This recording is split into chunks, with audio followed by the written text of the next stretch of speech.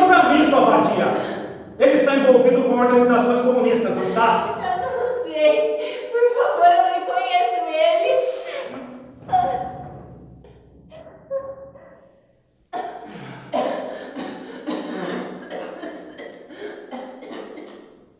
Conhece esse menino? Meu filho, meu bebê, não faz nada, por favor. Então responde a merda da pergunta!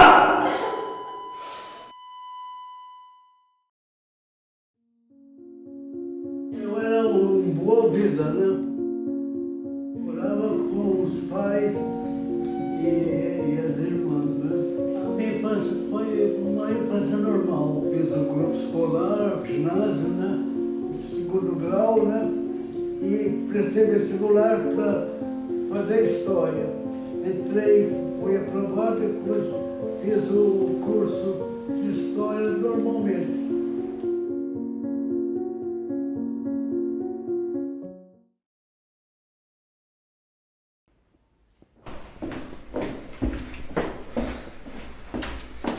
Tchau. Tchau. Tô atrasado já. Já vai? Mas pelo menos você comeu alguma coisa? Comi sim, mãe. Ele não comeu não, mãe. Leva esse lanche aqui. Leva esse. Vê se come. Eu me inteirava muito bem com os alunos, né? Eu tinha essa facilidade de me inteirar com eles. Aprendi o linguajar deles, a gíria deles, né?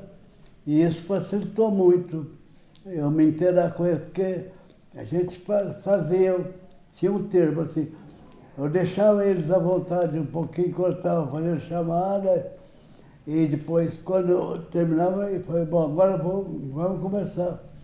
Dava a minha aula, faltava assim 5 minutos para dar o sinal, 3 minutos, aí eles me alertavam.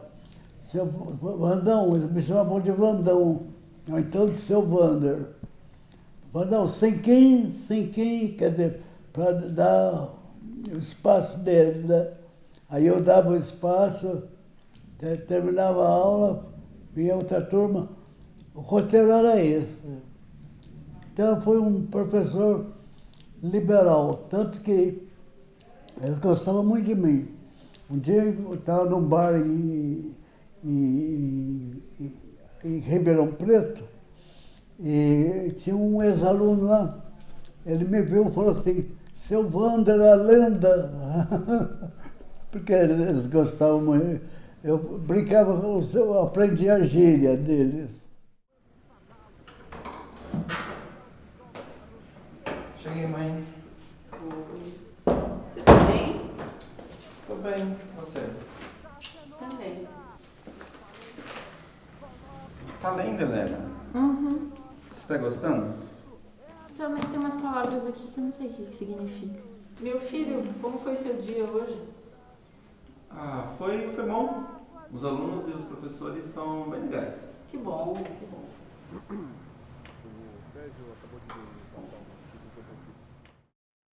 Agora temos notícias da operação contra os terroristas.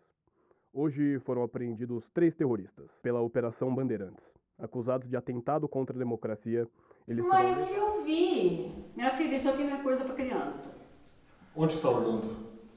Não sei, já era para ele ter chegado. Ele falou que ia passar aqui antes de ir para casa.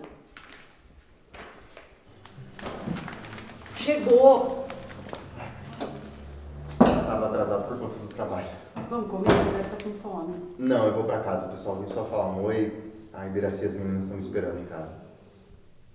Falar da resistência da população brasileira na ditadura é a gente pensar, no meu modo de pensar, é a gente pensar onde estava essa população. Porque cada uma resistiu de uma forma diferente, cada uma resistiu em um espaço diferente. E a gente é formado, o indivíduo, o espaço e o tempo. O espaço onde ele vive e o tempo no qual ele vive. Então, você pensar assim, a ditadura em São Paulo, ela teve uma abrangência muito maior do que uma ditadura em Guariba, por exemplo.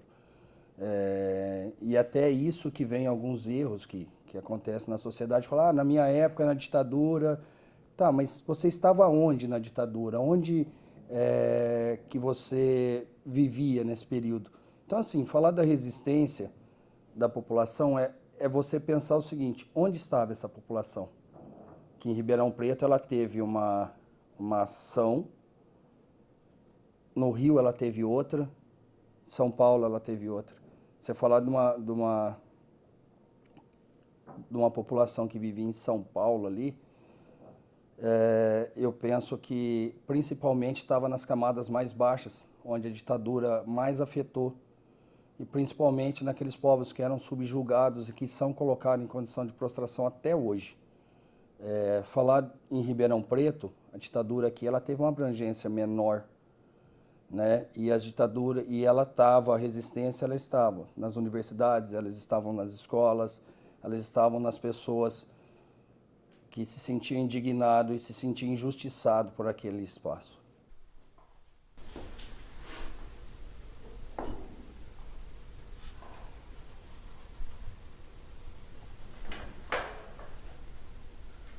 Filha, eu acho que você deveria pintar com essa cor. Gosto mais de amarelo, mãe. É? Uhum.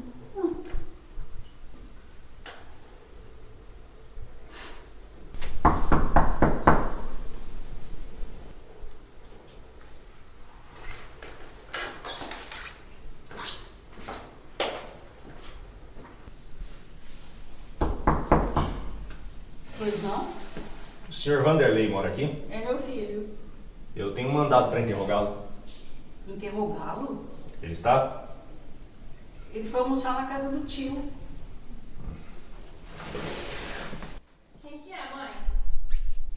É interessante a gente pensar que as mulheres, elas sempre participaram de todos os processos de resistência da humanidade. Mas a história das mulheres, ela quase nunca ficava registrada, né? É uma história que era vista sempre pelo olho do outro, pelo olhar do outro, né? Que no caso eram os homens, e era uma atividade, um processo que era visto como um processo secundário. Então, portanto, essa história não era uma história que ficava registrada. E no caso das mulheres na resistência à ditadura civil-militar no Brasil, só a partir da década de 90, né, de meados da década de 90, essa história começa a ser pesquisada, começa a ser contada e começa a ser registrada. Então, a gente pode falar, por exemplo, que as mulheres estiveram nos processos de resistência, né, de participação na militância.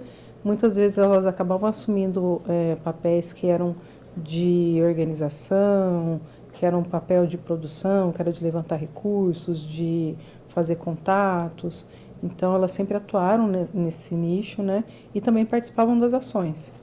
E muitas vezes elas encontravam resistência dentro das próprias organizações para se tornarem comandantes ou para se tornarem lideranças dentro dessas organizações, mas elas sempre estiveram atuantes, né? Então elas tiveram um papel muito importante. E não só no processo da resistência propriamente dentro de organizações armadas ou não, mas depois também, né, quando há um processo, quando no final da década de 70, a partir de 75, quando começa a haver um processo de mães buscando seus filhos, né, então essas mulheres também vão participar da resistência como aquelas que buscam, né? Então elas vão fazer os comitês femininos pela anistia, depois elas vão começar o movimento feminista no Brasil. Então tudo isso são processos que são movidos por mulheres.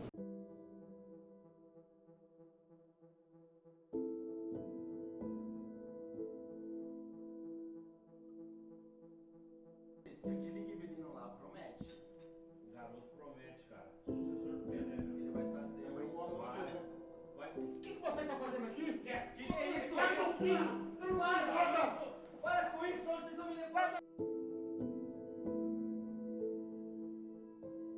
Eu estava na casa da minha mãe mesmo, né?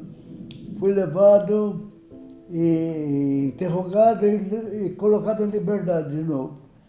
Aí passou algum tempo que eu não tenho assim, já de memória, e eu foram atrás de mim de novo. Eu estava na casa de um tio meu. Eles me procuraram na casa que eu morava em Franca. Eu não estava, tiveram a informação de que eu estava na casa desse tio. Então eles foram na casa desse tio e lá eu fui preso. Vanderlei Ferreira Fontinelas. Você foi acusado de participar de organizações comunistas. Como assim? Organizações comunistas? Escuta aqui, ô cara. Todo mundo aqui quer ir embora pra casa, inclusive eu. Tá entendendo? Então vê se colabora. Quem participa das organizações comunistas junto com você? Eu não sei, eu não faço parte de nenhum.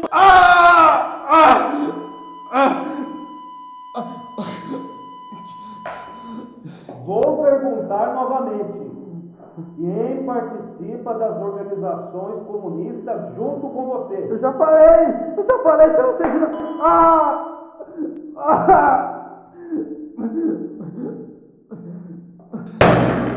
Escuta aqui, seu bosta.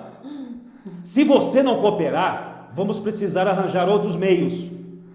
Fiquei sabendo que você tem irmãs. Não, por favor, minha irmã, não!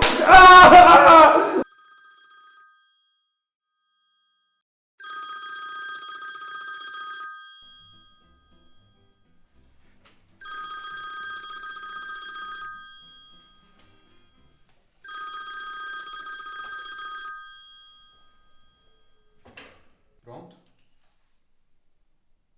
Oi, pai, tudo bem por aí?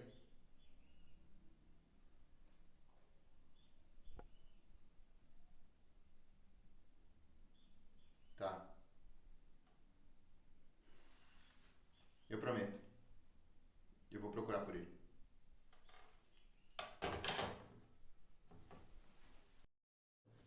A tortura foi no interrogatório, sem bater.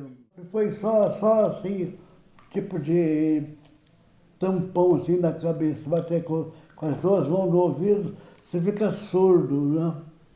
Eles chamam isso aí de telefone. Então bate assim, você fica surdo. Você estuda dentro de um viés os nomes propriamente ditos, porque cada uma tinha um nome. Por exemplo, tirar a unha, tinha um nome. Colocar dar choque embaixo da unha, tinha outro nome. Choque no ouvido, tinha-se muito. Agora imagina a dor que não é.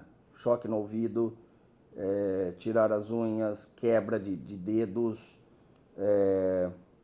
Tinha um que eles colocavam a pessoa e deixavam a pessoa imobilizada, então a pessoa começava a ter cãibra e a pessoa não podia se mexer, a pessoa ficava com cãibra, ficava amarrada, pessoas amarradas, pessoas que eram colocadas dentro da água e o choque era na água. Teve um que eles iam fazendo, que isso eu ouvi falar, que eles tiravam, é como se fosse imagina um abridor de lata, só que em vez de abrir lata, iam tirando a pele, partes da pele. Então assim, gente, são crimes que não deveriam ter tido anistia no Brasil. E um dos maiores erros que teve na história do Brasil foi anistiar os crimes da ditadura militar. É incompreensível isso. Para quem trabalha com humanas, para quem vem da área de humanas, isso é algo extremamente incompreensível. Vanderlei Ferreira Fontinelas.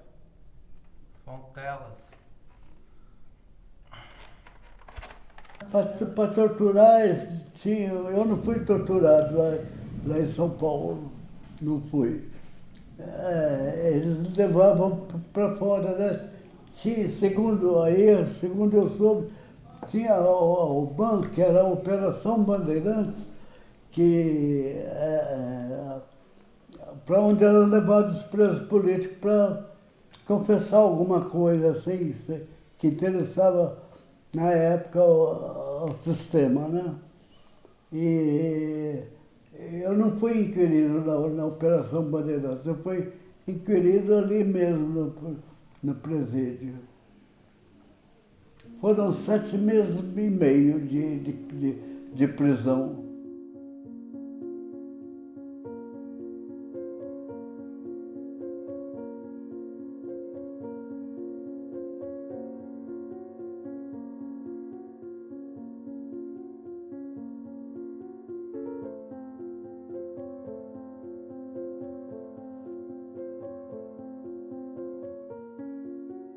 Realmente a população era abúlica, né? Não tinha formação política nenhuma. Então, não se manifestavam aqueles que tinham ideologia mesmo. Né? A maioria das pessoas não tinha ideologia, como não tem até hoje. Então não tinha problema nenhum. O recado é interessante. Como vivi esse período de exceção, que foi uma coisa terrível, né? Em termos de cerceamento de liberdade de expressão, tudo mais, né? Então, foi um período negro, vamos dizer assim. Para as pessoas que vão me ouvir, não abandonar nunca a força da democracia. É ela que é importante. Então, isso aí fica para que ditadura nunca mais. Para que todos possam se manifestar livremente.